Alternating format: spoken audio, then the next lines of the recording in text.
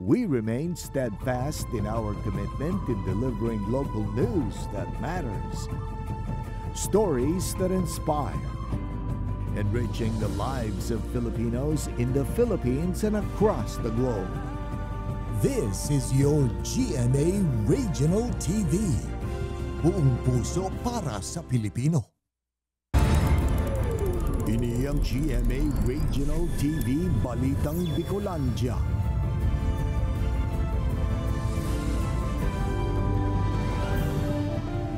Diyos marhay na hapon mga kapuso, unina ang Balitang Bicolandia. Hatod miyan pinakadarakula asin pinakabagong mga bareta sa Kabikolan. Kami ang tropa nin katotohanan, mahatod nin mga baretang mayong pigkikilingan, mayo nin pigpoprotehiran. Live halidigdi sa GMA Complex sa Naga City, ako po si Kate Dalovieres.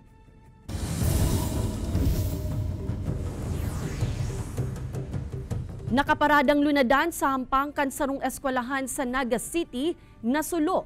Faulty electrical wiring sa lunadan, pigihiling kan BFP na kausa kan insidente. Mantang sarong abandonadong van sa parehong syudad, natumtumanin kalayo. Yan asin iba pang detalye aramunta sa report ni Chris Novello. Tinumtum nin kalayo ang lunadan na ini na nakaparada sa gilid kan sarong eskwelahan sa Naga City pasado alas 11 kasubago. Sigun sa may sadiri kan lunadan, masumiter sa nasubot sa nin mga dokumento sa eskwelahan kan biglang nag-aso ang bihikulo hasta sa marikas na nagdakulaan kalayo. May umusok po, tapos pinatay ko po yung makina kaagad. 5 parising sir yung naubos namin. Akala namin matitigil na. Pero tuloy-tuloy pa rin yung pag-usok kaya tumawag na kami ng bumbero para sila yung magkapula. Tulos man na nagresponde ang mga personahis kan BFP Naga, mantang maswerte man na mayong nadamay o nakulugan sa nasabing insidente. May mga ibang kani is wiring ta pag open da kang kang may kan driver nagpansin niya na nag-usok na sa may makina niyang parte kaya nagbaba naman siya.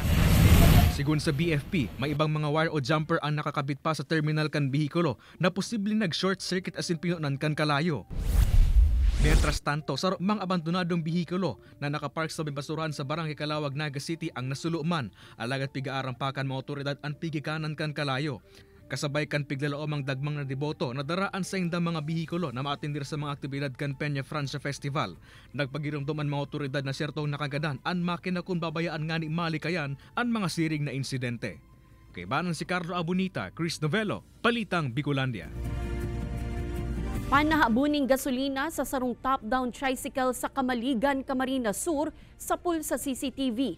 May sadiri kan bihikulo haros 10 beses na subuot na nabiktima kan parehong insidente.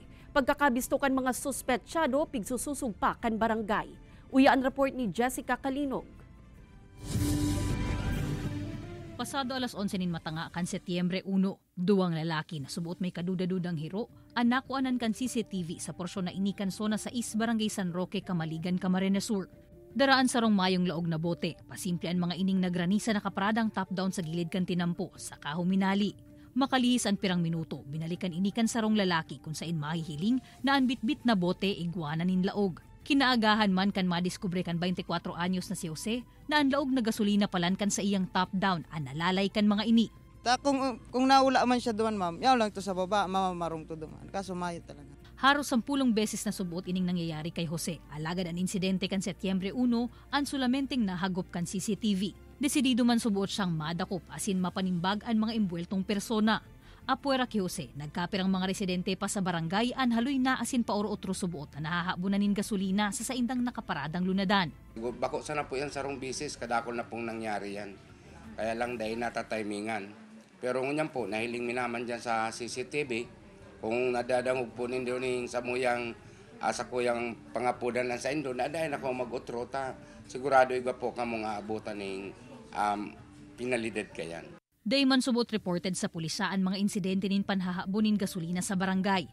Kasubagong aga, nagbisita sa barangay hall ang mga personahe kan Kamaligan MPS nganing i-review ang CCTV footage. Pigtutubudan ng mga menor de edad ang imbueltong mga persona. Pigabisuhan man ang barangay na kumpirmaron muna ang pagkakabisto kan mga ini asin makikoordinar liwat sa kapulisan para sa masunod na magiging aksyon.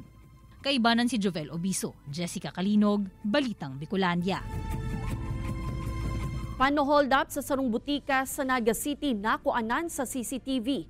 PNP naglalaom na mabibistuan kagibo kan krimen base sa plaka kan motor na gamit kan sospek. Si Chris Novello nakatutok.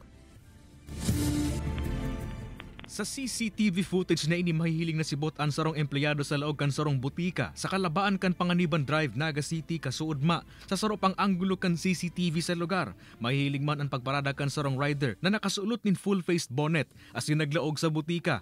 Sa paghuna na sarong customer, niranehan ini kan staff kan butika, alagad biglang nagdeklara. Ang rider nin hold up. Tinutukan kan suspect ang staff kan butika nin pigtutubo ng badil. May natruma siya. Kaya siguro mali itong mga 2 days. Kinuakan suspect ang poko mas o menos 4,000 pesos sa kahakan butika antes nagdulag pasiring sa direksyon kang Naga City Subdivision. So kada ko nakita na pa yung mga CCTV footage and madali na ma-identify ang tao.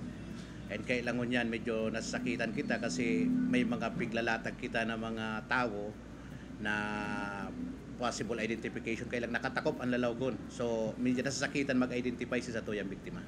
Saro sa mga pigihiling kan mga otoridad sa investigasyon anko akan CCTV sa luwas kan establishmento kung sa inako anan ang plate number kan motorsiklo. Sangon yan, pinapa-enhance na kan mga otoridad anko akan CCTV para matrace ang plate number kan motorsiklo asin masusog kung kiisay ini nakarehistro. Padagos man na inaaram kan mga otoridad kung tunay na badil o replika ang dara kan suspetsado. Pigsyerto man kan Station 2 na mas papahiguton paninda ang saintang police presence asin visibility. Nganit dahil na mangyari pa ang mga siring na insidente. Kay banan si Carlo Abonita, Chris Novello, Balitang Bicolandia.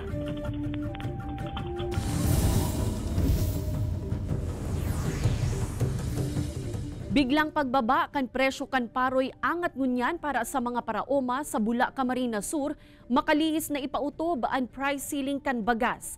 Hali sa 23 pesos, naging nasa ng 17 pesos ang bakal kan paroy sa mga komprada. Uya ang report ni Jessica Kalinog. Kasunod kan implementasyon kan mas hababa na presyo kan kada kilo nin bagas, susog sa Executive Order No. 39 ni Presidente Bongbong Marcos, ang presyohan kan paroy biglang bagsak man. Ang pagbabagong ini sa bakal kan paroy dakulang angat man subuot para sa mga paraoma sa Bula, Camarines Sur. Grabe po ma'am. Imbis pong alangkaw na po sa presyo kan paroy, pagbaba po kang bagas po, nagbaba man si presyo kan paroy. Gano'n po kada kula ang binaba? Barita ko ma'am, nag-23 na. Ngunyan po, 18 na sana. Sa kompradang inininda Jane, ang dating 22 pesos na kilo kan paroy, 17 pesos 80 sentimo na sana ang bakal ngunyan.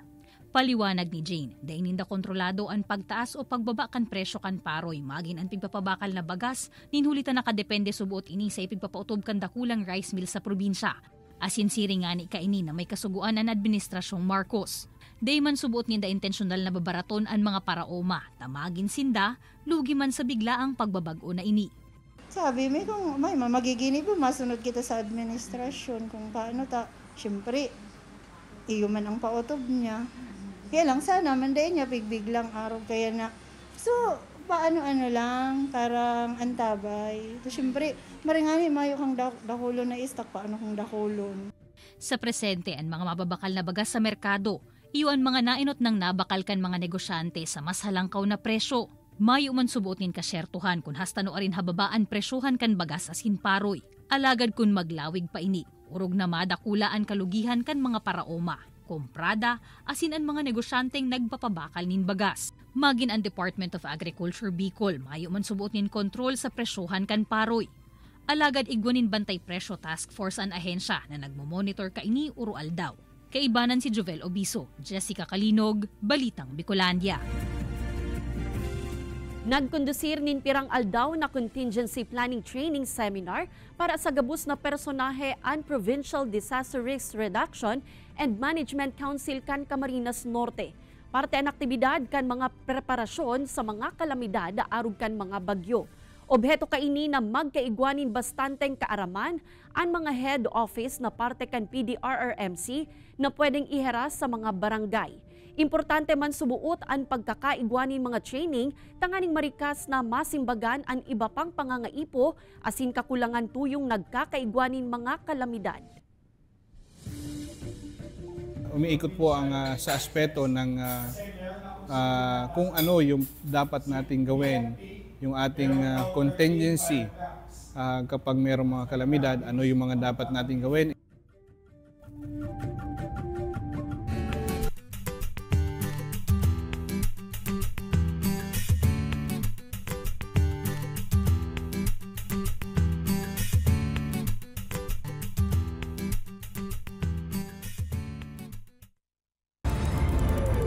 Ini ang GMA Regional TV Balitang Bicolandia.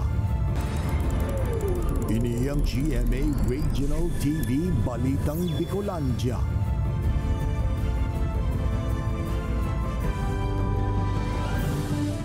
Gobyerno lokal kan syudad ni Naga nagpagirumdum sa mga trimobile driver as in operator na sunod dun ang fare matrix. PSO mapaskil nin fare matrix sa mga terminal para maging giya kan mga mabisita sa taripa sa mga pampublikong transportasyon sa syudad. Yan asin iba pang detalye aramon ta sa pagtutok live ni Chris Novello. Chris?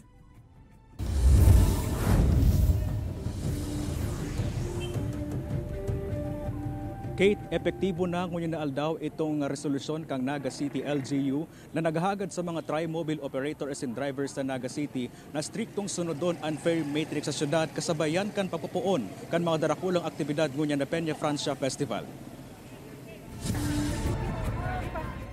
Ngunya na si Mana, masigad na ang mga darakulang civic as in religious activities sa Peña Francia Festival.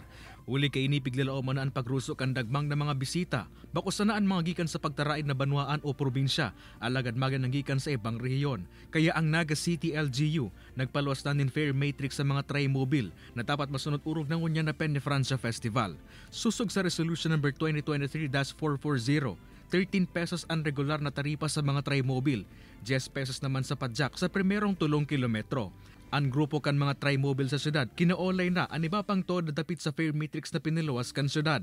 Pig-meeting ko sinda, kaya sabi ko, hindi niya ako iwasan tayo ni, takadakol niya ako maabot mo niya, hindi yung bisita, lalong-lalo na si mga tagaluwas na mga dayuhan.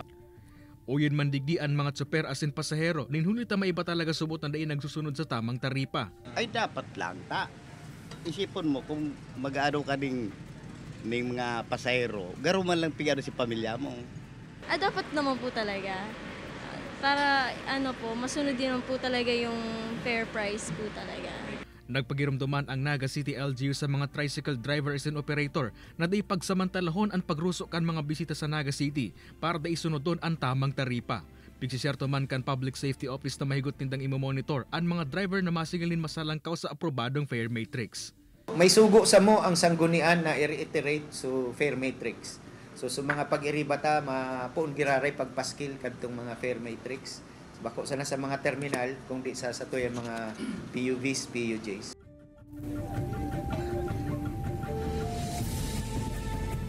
Kate, apwera kan tamang taripa, pagirumdumpa kan Public Safety Office kan syudad na sundon man ginar itong pigtataong 20% na discount sa mga estudyante, mga senior citizen, PWD asin solo parent, basado sa eksistidong ordinansa kan Naga City asin lay kan Pilipinas. Kate? Alright, Jos Mabalos, Chris.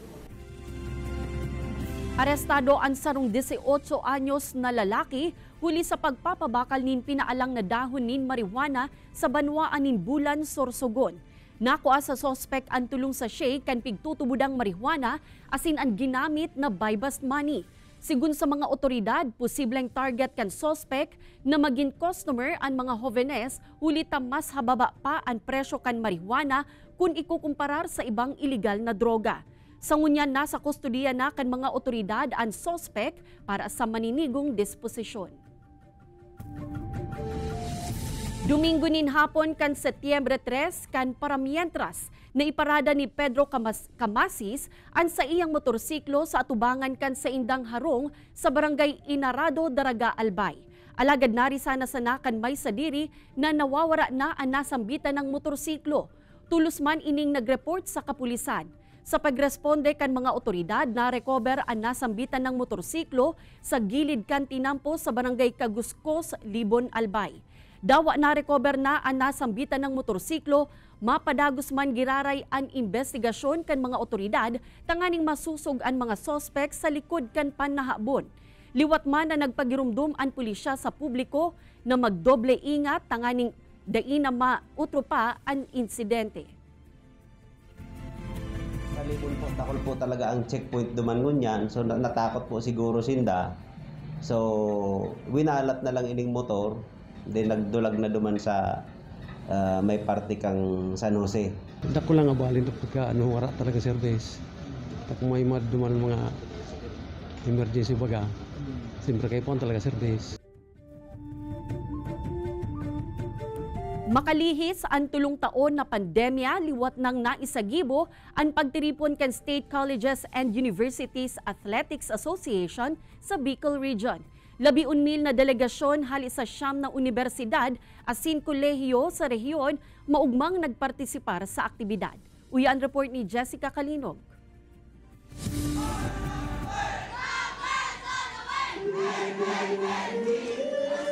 Balonan sa indang prenactice asin pigprepararan na chance an ibangani with matching choreography and props pa.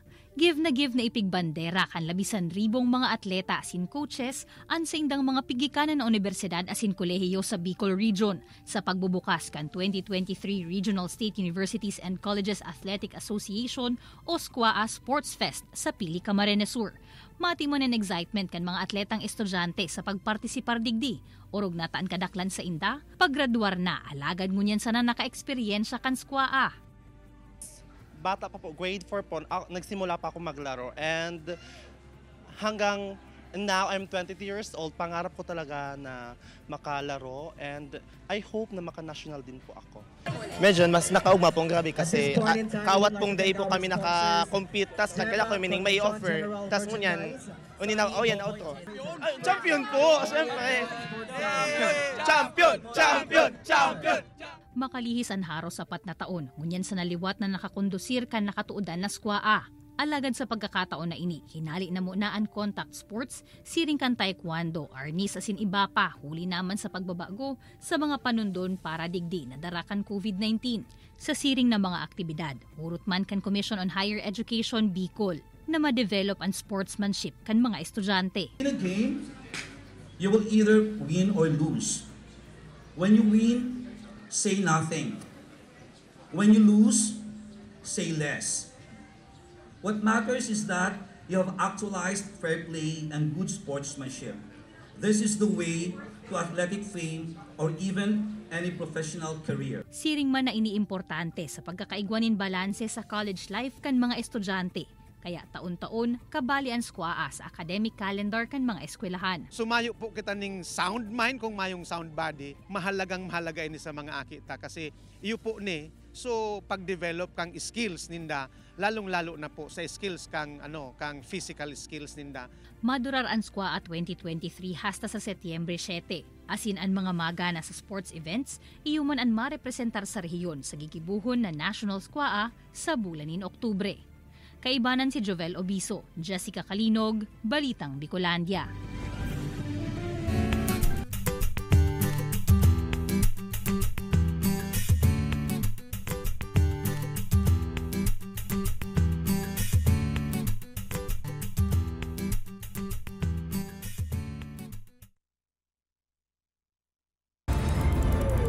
Ini ang GMA Regional TV Balitang Bicolandia. Ini ang GMA Regional TV Balitang Bicolandia.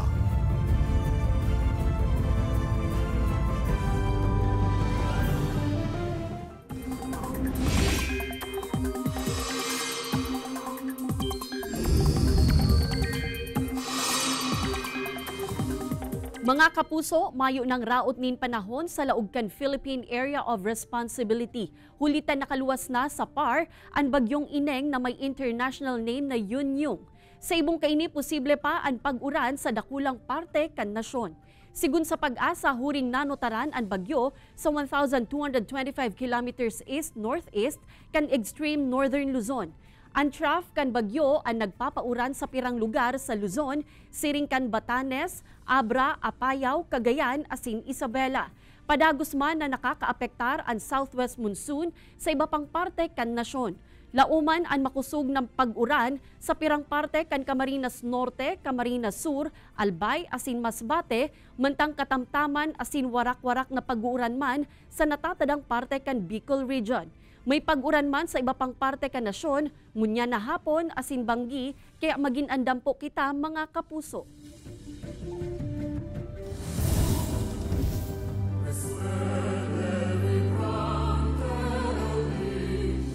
Work asin class suspension sa syudad ni Naga sa pirang mga aktibidad katakod kan Peña Francia Fiesta pig-aprubahan na kan Naga City LGU. Mantang DepEd Camarines Sur pigklaro na nakaantabay man sinda sa magiging deklarasyon kan gobyerno probinsyal para sa posibleng class suspension como pakikisumaro sa kapiestahan ni Inang Peña Francia. Uya ang report ni Jessica Calinog. Sa lindong kansarong memorandum circular na pirmado ni Naga City Mayor Nelson Legacion, ang klase sa mga eskwelahan sa syudad sa Setyembre 8, 9, 13, 14, 16 asin 18 suspendido. Mayo maninlaog sa gabos na government offices sa Setyembre 8. Mantang special non-working holiday man ang Setyembre 15. Unwork asin class suspension na inisiring man ang holiday. Pigpautob kan lokal na gobyerno nga ning tawandalan ang mga mayor na aktibidad sa syudad katakod kan selebrasyon kan kapiestahan ni Nuestra Señora de Peña Francia. Mapartisipar man sa man iba-ibang aktibidad sa Naga City ang mga eskwelahan sa Camarines Sur, partikularmente sa First Bicol Region City PDRRM Mape Parade Competition asin Military Parade. Alagad pagklaro kan Schools Division Office kan Camarines Sur. Mayo pa sinda ni nare-resibing direktiba na may suspensyon ng klase o trabaho sa mga eskwelahan na madayo para sa kompetisyon. Doon po sa mga schools natin na magpa-participate sa MAPE, guided po tayo ng DepEd Order number 8 Series 2023 na ang participation sa mga non-curricular activity ay nangangailangan ng pagtalima natin sa ating kagawaran at syempre yung pinaka-the best para sa ating mga estudyante ang palagi nating consideration. Ngunya na aldaw ang dress rehearsal kan mga contingent kan Pili National High School. Ngunya na semana man ang pighagad kan CAT CTP facilitator sa saindang school principal na panahon nganing matutukan ang pag-ensayo kan nasa 101 na estudyanteng kabali sa kompetisyon. Nagibo po kami ng mga excuse letter po para sa inda. Duman po sa excuse letter din nakalagwa po duman na si mga school days na nagkondisar sinda ning practice. Magkakaiga po sinda ning parang resubmission kang mga na-miss outputs sinda sa klase. Naging angat man subuot para sa indaan alanganin ng schedule para sa practice nin hulita minapuon pasanaan school year. Alagad pigmaot nindang magpartisipar man giraray sa Peña Francia activities na may dakulang parte sa development kan physical strength asin exposure kan mga estudyante. Kaibanan si Jovel Obiso, Jessica Calinog, Balitang Bicolandia. Mga pinapabakal na toy gun sa bangketa saro sa mga pigbabantayan kan mga otoridad ngunyan na nagdadanay ang gun ban. Mantang lalaki sa Barangay Balatas, Naga City na subuot na nutok nin patarom, arestado huli sa pagbayular sa gun ban. Uya ang report ni Chris Novello. Mahihiling na ngunyan sa gilid kan tinampo sa Barangay Balatas, Naga City ang pira mga paratyenda ning gamit asin mga bado nagikan pa sa ibang lugar. Dayman mawawaraan mga kawatan siring kantoy gun na sigun sa mga otoridad saro sa mga pigtutukan ning dangunyan urog na taigwang gun ban. So ito yung mga malaog duman sa Kumilik gun ban na mga ititinda-tinda na mga kawatan na yan, mga badil. So iyan tututukan tayan and pili tayan dakopon. Posible ka subot ini magamit como replika kan mga badil asin magamit sa pananakot. Posible man subot na ipagbawal ang pagtindakan mga toy gun sa mga bangketa mantang nagdadanay ang election gun ban. Mientras tanto, nakakulong naman ngunyan sa Station No. 6 kang Naga City Police Office ang ikatuwang election gun ban violator sa syudad. Huli subot sa panunutok kay ininin patarom. Nagkrear subot inining eskandal asin alarma sa sarong compound sa Barangay Balatas na may bitbit nin pigtutubod ang tara nin manok. Nagpapahiling kaya siya ning tarom sa nyaw kay may gisa may nagiinom naman kami kasi mga officer mi tapos siya pabalik-balik talaga siya. Nakapalaman kaya sa Section 261 kan Omnibus Election Code na pwera kan mga badil ipinagbabawal man anuman na deadly weapon sa pagpapuon kan election period. Sa ngunyan, solamenteng mga nagbayular sa gun ban na may darang bladed weapons pa sana ang nairehistro sa Naga City. Bukas man ang anuman na hipatura sa syudad para maging temporaryong safekeeping para sa mga badil na mayong special permit hali sa Commission on Elections. Kay banan si Carlo Abonita, Chris Novello, Balitang Bicolandia. Census for Agriculture and Fisheries, formal ng piglunsar kan PSA Bicol. Uyan report ni Rosie Nieva. Formal ng piglunsar kan Philippine Statistics Authority Bicol ang Census for Agriculture and Fisheries o 2022 CAF sa rehiyon. Nangyayari ang nasampitan ng census tuyong ikasampulong taon sana. Nagpunan census kasuudma Setyembre 4, 2023 asin matatapos sa Oktubre 25, 2023. Sigun sa PSA, importante ang census sa implementasyon kan mga programa kan gobyerno para sa mga paraoma asin para sira sa bilog na nasyon. Nasa 1,322 na mga barangay sa Bicol ang kaipuhan na libuton kan enumerator sa laog ning labis sarong bulan. Number of operators, size of the farm, yun yung mga kailangan nating ano pang mga considerations, facilities, yung mga equipment. So pag may mga natandaan sila from the previous, then probably we have to monitor. Sa syudad nin Sorsogon, apwera sa paglunsar ka 2022 CAF, naging parte man kan selebrasyon kan ikasampulong anibersaryo kan ahensya ang kinibong caravan and exhibit sa Sarong Mall sa syudad. Sa aktibidad na ini, nagkaigwanin libreng serbisyo ang opisina sa publiko, kabali na ang pagkuanin birth certificate, marriage certificate, civil register certificate asin iba pang dokumento. Mahihiling man sa aktibidad ang manlain-lain na dokumento asin ladawan na pwedeng maghiras ng impormasyon sa publiko. Ini si Rosie Nieva, Balitang Bicolandia. Madadalan ang episode na ini asin iba pang pinakahuring lokal na bareta sa official website kan GMA Regional TV, www.gmaregionaltv.com. Pwede man kamong magbisita sa samuyang official YouTube channel, GMA Regional TV, asin i-click ang subscribe button para sa pinakamaiinit na bareta hali sa man iba-ibang rehiyon. Mabalo sa mga kapusong Bicolanong nag-antabay, maging sa mga kapuso nyato abroad. Ninhulita sa GMA Regional TV, Local News Matters. Asin yan ang pinakadakula asin mainit na bareta sa Kabicolan.